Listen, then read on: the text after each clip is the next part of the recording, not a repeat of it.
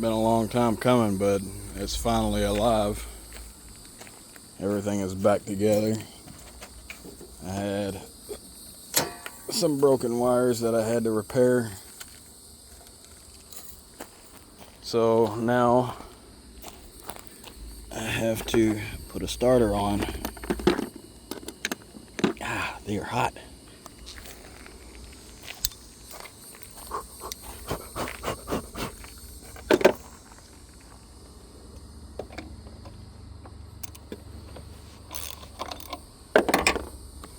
You take the positive cable end off. That way you don't throw sparks in your face. I don't know exactly what size they are underneath, but I'm going to take a 13, 14, and a 15 under there with me. This cheap Duralast set from AutoZone. It's doing the job, so I can't complain too much. You're going to come in right here behind the driver's side tire because it's over here on this side. Let's see if I can do this one-handed. Alright, get on under there, Brad. Alright, there's a starter, and it looks like it might be a 14.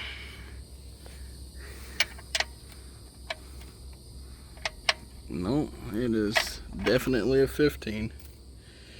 It's a good thing I brought them. Alright, let's see if I can lay this down and go ahead and break these bolts loose. You can't see anything that I'm doing under here. Man, this ratchet is extremely hot. The sockets are extremely hot. Everything is hot. Welcome to Southwest Florida. Let's just burn ourselves. Huh? What is this? Surely that's not from a factory like that. Looks like maybe a universal joint may have come apart and started beating the undercarriage senseless. Alright. Let's go ahead and keep on keeping on. Yeah! That bolt was a little tight.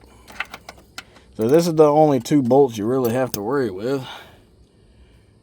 Except for the two on the side if you intend on switching the heat shield over. Which I probably would. Although if those bolts break, it's going to be more of a headache to try to find new ones than it's worth. That transmission's hot too. I've already driven the truck around.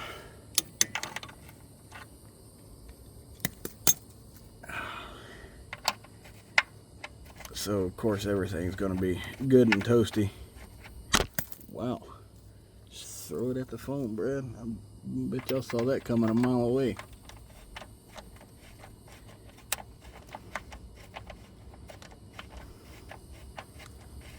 Alright, and as soon as this one's off, you can wiggle the starter out of its hole.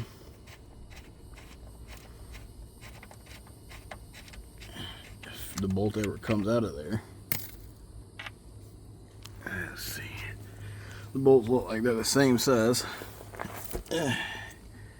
Move a little further up under it so I can reach. Hello. Alright, now on the back side. I touched the ratchet. Just my arm, it was a little warm. Anyway, on the back side of the starter, you've got your main hot wire, and then you have an exciter wire. I thought somebody was here. Anyways, the exciter wire is the typical Dodge junk, so it just clips on. Oh, come on. The starter's really hot too. I may end up having to put another one on there because this one is a little rusty. Alright, I'm going to pause this and go ahead and get this off of there. Alright, that was easy enough. 13 millimeter nut and a push on connector. Have to let my arm rest for a second. I'm doing it overhead. My arms are a little heavy, like I'm fat. Alright, now the starter goes solenoid down, just like so. Let's see, maybe I can do it like this.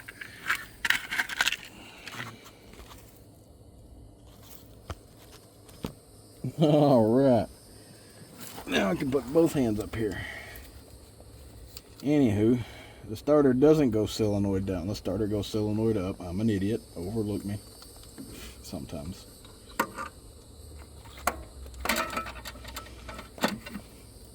You want to make sure that you get both your bolts started before you tighten them down.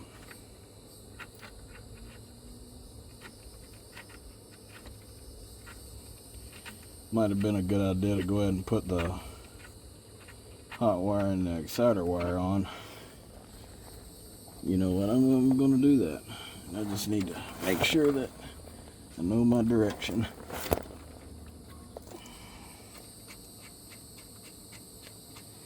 Spin the nerd off. Make sure you get your crush washer, or not your crush washer, but your lock washer.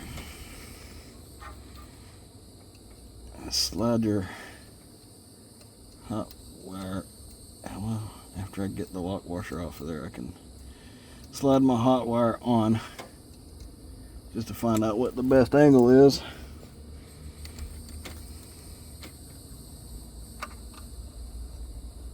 And I figured out my best angle. Maybe if I can get the wire to actually go on. Alright, we're in business. Now,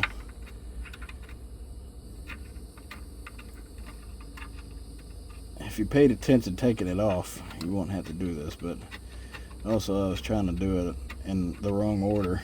Probably should have just went on ahead and put it together first. Ouch.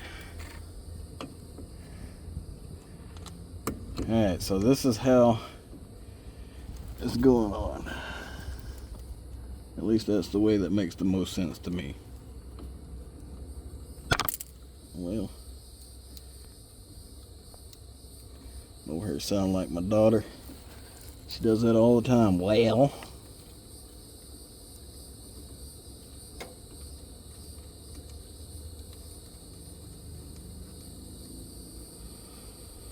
Alright. It's finger tight. And there's the blade. That one's clipped on there. And grab the ratchet. Hot wire doesn't look too promising. Actually, may need to be replaced. But as it stands right now, it still functions as it's supposed to. Alright, now put it back up in its home. Make sure that your hot wire is not touching any grounds. It feels a little too close for my liking.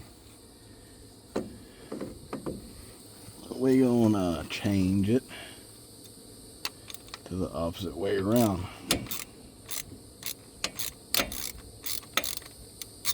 You're technically supposed to change these lock washers every time you take them loose, because if you actually do the proper job of tightening them down, they're rendered useless.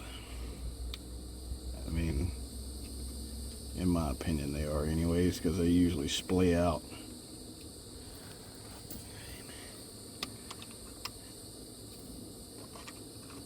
Now,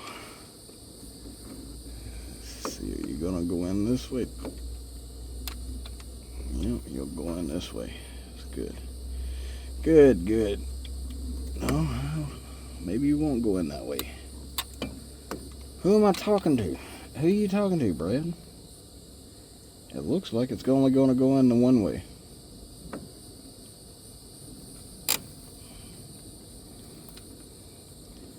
kind of bothers me because this is right up against, the back of the wire is almost right up against the block, which I could bend it, which is probably what ended up happening, taking it off, straighten itself out, cause it to move itself closer. So we'll tighten it back down.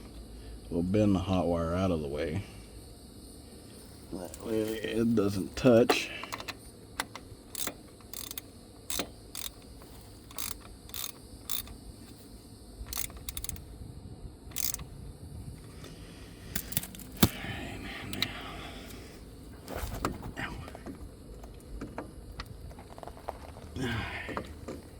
Maybe that was enough. I'll find out in a minute. I'm gonna go ahead and put it all the way together. Tighten it down, reach up in there and see if the hot wire is still close. I mean, you're supposed to disconnect the battery cable in for a reason.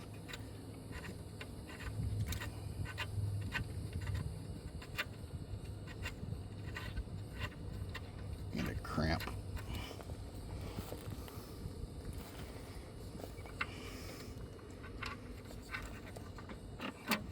Now remember to start both bolts before you tighten either one of them. That way you can make sure your starter is properly aligned. When you get one seated all the way down, give your starter a slight wiggle just to make sure that the cone is seated. And it is.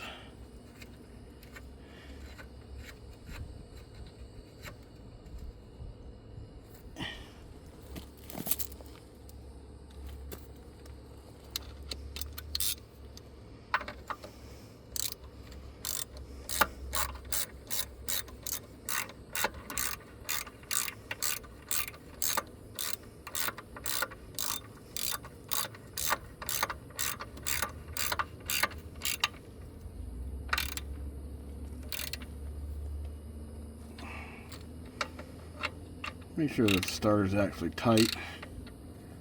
The first bolt I took loose, I could have spun out by hand. Alright, the hot wire is away from the engine. Good. Now, all that's left to do is go up top, put the battery cable in back on, and start the engine. Thanks for watching.